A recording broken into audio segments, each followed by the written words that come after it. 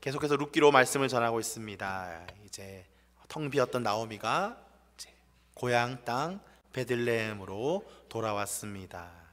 그의 또 며느리인 룻과 함께 고향에 도착했죠. 1장을 끝나면서 그 땅 이제 추수할 때라라는 조금 희망적이고 소망적인 말로 1장이 마칩니다. 물론 여전히 소망적이지만 나오미는요, 그의 마음은 여전히 마라의 상태입니다. 그 가운데 새로운 시작을 이제 한다는 것입니다.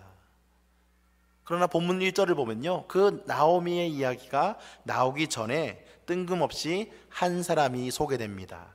1절 말씀입니다. 나오미의 남편 엘리멜렉의 친족으로 유력한 자가 있으니 그의 이름은 보아스더라.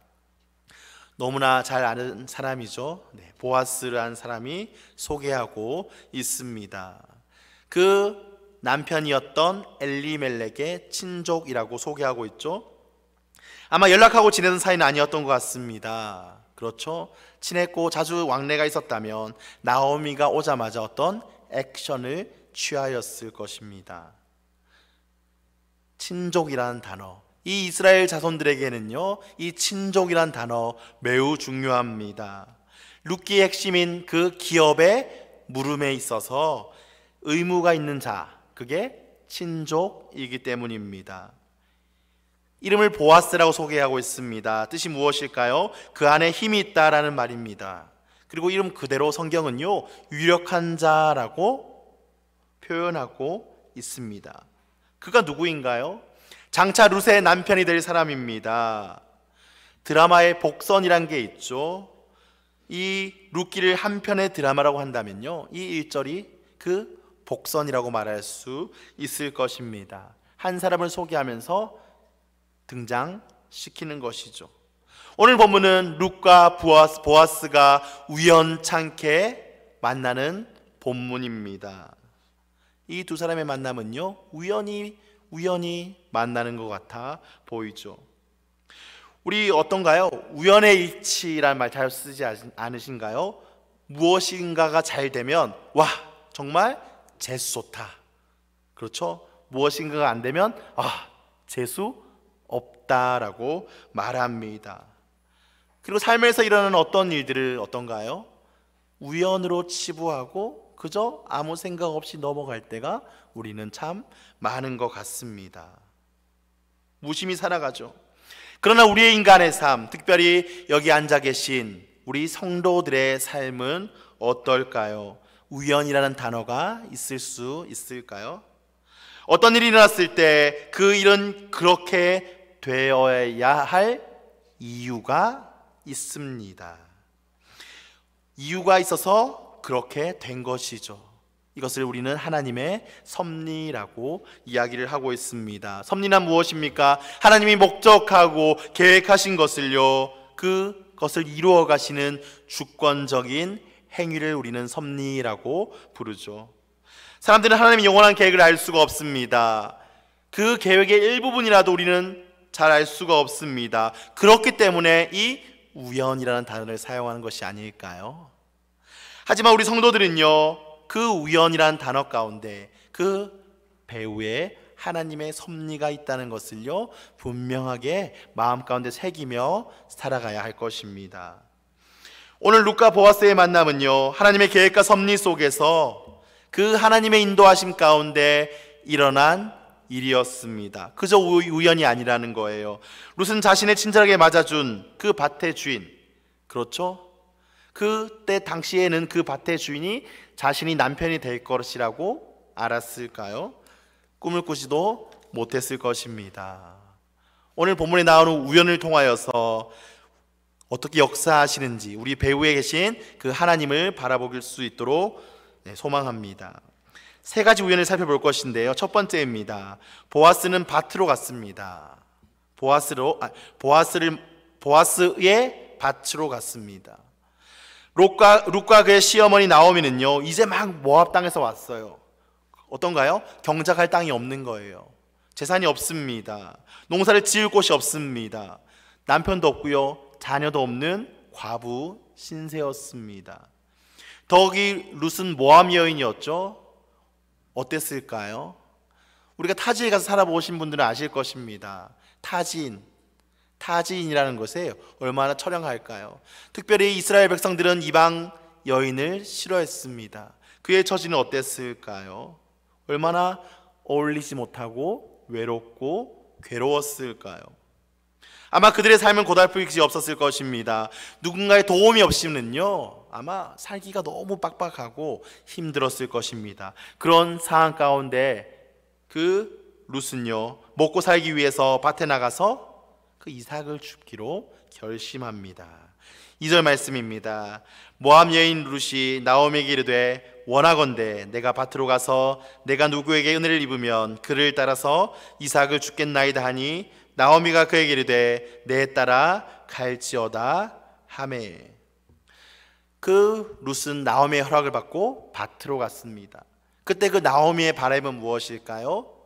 그 룻의 그 마음은 어떤 마음을 가지고 나왔을까요? 조금이라도 그 이삭을 많이 주어서 우리의 배고픔을 면하겠다. 조금이라도 좋은 사람을 만나서 내가 더 많이 줄 수 있도록 배려해주는 그 은혜 있는 사람을 만나고 싶다. 그런 마음 아니었을까요? 누구의 밭에서 이삭을 주울 것인지 그것은 전혀 고려 대상이 되지 않았습니다. 오늘 본문에 나옵니다. 그 일꾼을 따라다니며 흘려진 이삭을 주운 바 누구의 밭이었나요? 우리는 답을 알고 있죠. 그 친척인 보아스의 밭이었습니다. 어떤가요?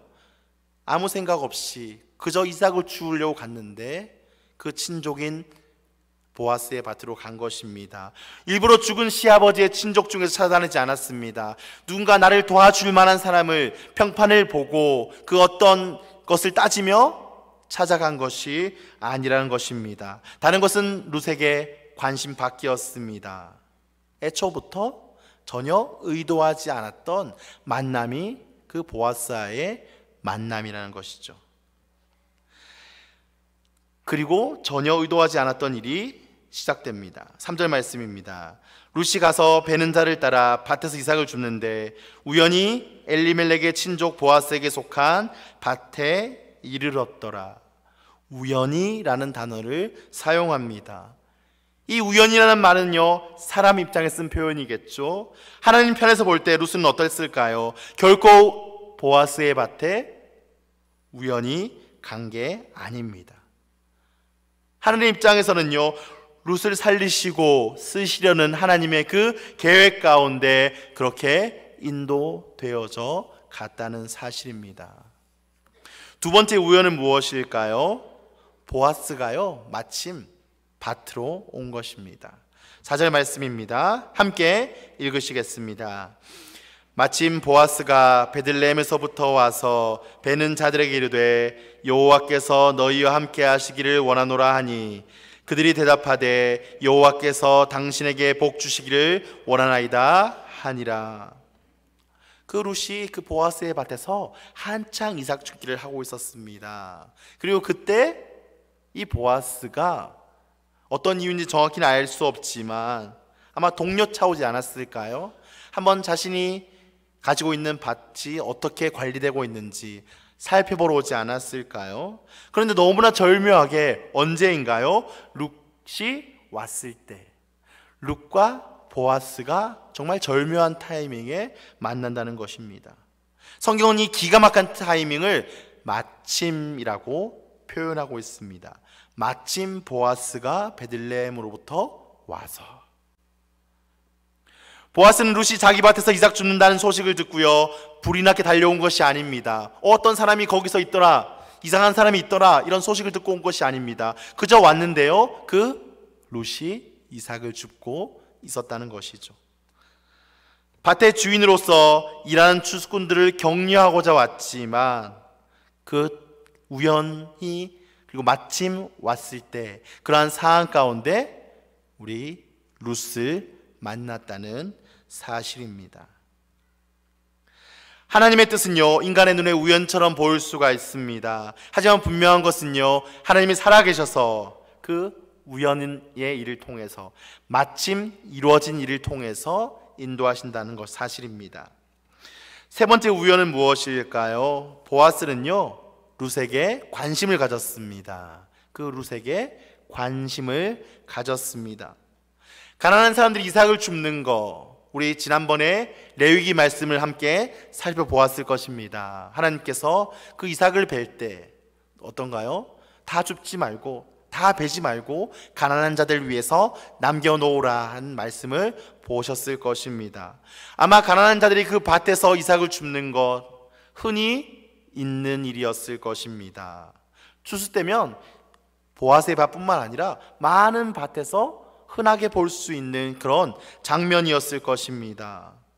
늘 그렇듯이 지나가다가 그저 또 오늘도 불쌍한 사람이, 불쌍한 과부가 저것을 줍고 있겠구나 생각하고요, 지나갔을 수도 있었을 것입니다. 그런데 별 생각 없이 지나갈 수 있는 일이요, 오늘따라 보아스의 관심을 끌었다는 것이죠. 이름 모를 젊은 아낙네, 특히 조금은 다르게 생긴 이방 여인을 보고 누군지 알고 싶어졌다는 거예요. 결국 감독하는 사환을 불러서 확인을 합니다. 5절 말씀입니다. 보아스가 베는 자들을 거느린 사환에게 이르되 이는 누구의 소녀나 하니. 이는 누구의 소녀냐, 이 사람은 누구냐, 이 여자는 누구냐라고 물어봅니다. 그때 사환이 대답하죠. 6절 7절 말씀입니다. 베는 자를 거느린 사환이 대답하여 이르되 이는 나오미와 함께 모압 지방에서 돌아온 모압 소녀인데 그의 말이 나로 베는 자를 따라 단 사이에서 이삭을 줍게 하소서 하였고 아침부터 와서는 잠시 집에서 쉰 외에 지금까지 계속하는 중입니다. 이후 보아스는요, 다음 본문을 보면 계속해서 그 룻에게 특별한 배려를 하는 것을 볼 수가 있었습니다. 룻이, 젊은 소년들이 룻을 함부로 하지 못하도록 경고를 하고요, 목이 마르면 물을 제공해 주라라는 말을 합니다. 룻은 이삭을 주어서 생계를 유지하는 보통의 여인들, 다른 여인들과 조금은 다른 대접, 배려를 지금 보아스를 통해서 받은 것이죠. 우리는 이 일의 진행상, 모든 상황을 어떻게 받아들여야 할까요? 룻은 정말 우연히 보아스의 밭에 갔습니다. 룻이 보아스의 밭에 가지 않았다면 아마 보아스를 만나지 않았겠죠. 또 보아스를 만나지 못했다면 룻은요, 그저 모압에 갔다 돌아온 그냥 한 모압 여인으로, 나오미의 며느리로, 한 과부로 인생을 마칠 수도 있었을 것입니다. 그런데 정말로 우연히 보아스를 만남으로 그의 인생이 놀랍게 바뀌었다는 것입니다. 이 땅의 구세주인 그 예수 그리스도의 그 가게 안으로 들어왔다는 것이죠. 룻은 억세게 운이 좋은 여자입니다. 그러나 그것은요, 어떤가요? 우연히 마침으로 표현하고 있지만 그것은요, 결코 우연이 아니라는 것입니다. 룻이 보아스를 만난 것은요, 사람들의 눈으로 보면 우연입니다. 그러나 그 우연 뒤에 하나님이 계셨다는 사실입니다. 우리 에스더의 말씀을 기억하실 것입니다. 에스더 6장 1절 말씀입니다. 에스더 6장 1절 말씀입니다. 함께 읽어보시겠습니다. 그날 밤에 왕이 잠이 오지 아니하므로 명령하여 역대일기를 가져다가 자기 앞에서 읽히더니, 그날 밤에 그 아하수에로 왕이 잠이 오지 않았답니다. 그날 밤이 어떤 밤이었을까요? 왕이 에스더를 어여삐 여겨서 내가 나라의 반이라도 줄 테니까 네 소청 내가 다 들어주겠다, 말해라 하는 그날 밤입니다. 에스더가 다시 한번 왕과 하만을 위한 잔치를 베풀 터이니 내일 다시 오세요라고 말한 그날 밤입니다. 하만이 집에 돌아가다가 모르드게를 보고 기분이 나빠져서 저 모르드게를 나무에 달아 죽일 그러한 계획을 세운 그날 밤입니다. 그날 밤에요, 우연히 그 왕은 잠이 오지 않았다는 것입니다. 그리고 잠이 오지 않았으면 어떤 일을 하시나요? 많은 것을 할 수 있겠죠. 그러나 그 왕은 어떤 선택을 했나요? 역대일기를 읽었습니다. 역대일기 내용이 얼마나 방대할까요? 얼마나 많은 내용들이 있었을까요? 그러나 우연히 모르드게가 왕의 암살을 막는 그 장면을 읽습니다. 우연히 어떤 그 공을 세웠으면 포상을 받아야 되는데 포상을 받지 못했다는 것을 알게 되었습니다. 그리고 뜰에 누가 있느냐라고 묻죠. 매우 이른 아침이었습니다. 그때 우연히 하만이 모르드게를 죽이려는 그 계획을 가지고 그 앞에서 대기하고 있었다는 사실이죠. 정말 우연의 연속인 것 같습니다. 그러나 우리는 에스더서의 내용들을 알고 있죠. 우연인 것 같지만 그 뒤에서 그 백성을 구원하시기 위해서 일하시는 하나님의 놀라운 섭리를 우리는 에스더서를 통해서 볼 수가 있습니다. 세상에서 일어나는 모든 일에 우연은 없다는 것입니다. 우리가 봤을 때는 우연입니다. 내가 보았을 때는 우연입니다. 나라의 흥망성쇠, 인간의 생사복을 주장하시는 하나님 앞에서는 우연이 아니라 계획이며 섭리라는 사실입니다. 그래서 우리는요, 그것을 보지 못하기 때문에, 그 섭리를 깨닫지 못하기 때문에, 하나님의 계획을 다 알 수 없기 때문에 우연이구나 라고 말하고 있다는 것이죠. 그리고 나중에 가서야 겨우 한번 하나님의 뜻이었나 보다 라고 그저 말하는 것입니다. 룻이 보아스의 밭으로 가게 된 것은 우연히가 아니었습니다. 하나님의 인도였습니다. 마침 보아스가 밭으로 나아온 것, 하나님의 인도였습니다. 그리고 보아스의 눈에 그 모함 여인이 밟힌 것, 눈에 띄인 것, 하나님의 역사였습니다. 우연 속에 하나님의 손길이 있고요, 우연 속에 하나님의 계획과 의도가 있다는 것이죠. 요나가 탄 배가 갑자기 큰 풍랑을 만났습니다. 처음에 사람들은요, 이 풍랑, 우연히 지나가는 풍랑에 우리가 갇혔구나라고 생각했을 것입니다. 그러나 거기에서는 요나를 깨닫게 하시고 요나를 다시 사용하실 그 하나님의 뜻이, 그 섭리가 그 폭풍 가운데 있었다는 것을 빨리 깨달아 요나를 바다에 던짐으로 그 사람들은 위험에서 벗어날 수 있었습니다. 우리는 삶 속에서 일어나는 작은 일, 큰 일이든 작은 일이든 우연으로 여기고 무심히 살아갈 때가 너무나 많습니다. 서두에도 말씀드렸듯이, 그러나 우리 성도들의 삶, 우리 하나님 자녀들의 삶은요, 우연이라는 말은 없다는 것을 기억하시길 바랍니다. 어떤 일이 일어났을 때 그 일은 그렇게 되어야 할 이유가 있다는 것입니다. 바로 하나님의 섭리입니다. 마태복음 10장 29절 말씀입니다. 참새 2마리가 한 아사리온에 팔리지 않느냐? 그러나 너희 아버지께서 허락하지 아니하시면 그 하나도 땅에 떨어지지 아니하리라고 예수님께서 말씀하셨습니다. 참새 한 마리까지도 섭리하신대요. 참새 한 마리까지도 하나님께서 허락하지 않으시면 땅에 떨어지지 않는다고 합니다. 참새가 그럴진데 사랑하시는 우리 자녀들, 사랑하시는 우리 인간들은 어떨까요? 우리 인생에 대해서는 하나님이 어떤 마음을 가질까요? 예전에 교회 다니고 있지 않는 친구와 함께 좀 이렇게 기도에 대한 대화를 한 적이 있습니다. 그 친구가 얘기를 하더라고요. 기도응답? 그거 그냥 계속해서 막 많이 기도하다 보니까 하나 얻어 걸린 거 아니야? 우연하게 하나 얻어 걸렸다라고 그 친구는 이야기를 하더라고요. 잘 기억은 나진 않지만 제가 대답을 잘 못했던 기억이 납니다. 어떤 목사님의 글이 생각납니다. 우리가 어떤 것이 응답인지 분간할 수 있는 것은 없다는 거예요. 그런데 이상한 것은 기도하면 우연이 생기고 기도를 안 하면 그 우연조차 생기지 않는다는 것입니다. 그래서 기도하라는 거예요. 기도가 응답되는 것이 우연이든 아니든 기도하면 하나님의 응답이 오기 때문에 기도가 중요하다는 것입니다. 하나님께서 우리 인생을 간섭하시고 하나님의 그 선하신 뜻대로 인도해 주실 것을 믿고 기도하시길 소망합니다. 모든 일에 작은 일이든 큰 일이든 의미를 찾고 감사할 수 있는 우리 성도님들이 되기를 소망합니다. 우리 자녀를 위해서 많이 하는 기도가 있죠. 어떤 기도를 하시나요?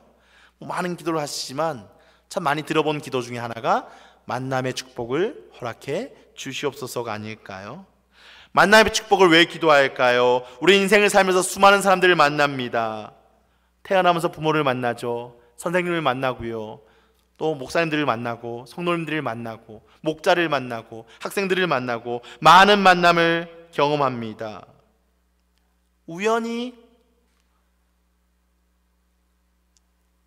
사람을 만나는 것 같지만 우리 그것도 하나님의 섭리심을 믿고 만남의 축복을 놓고 늘 기도하시길 바랍니다.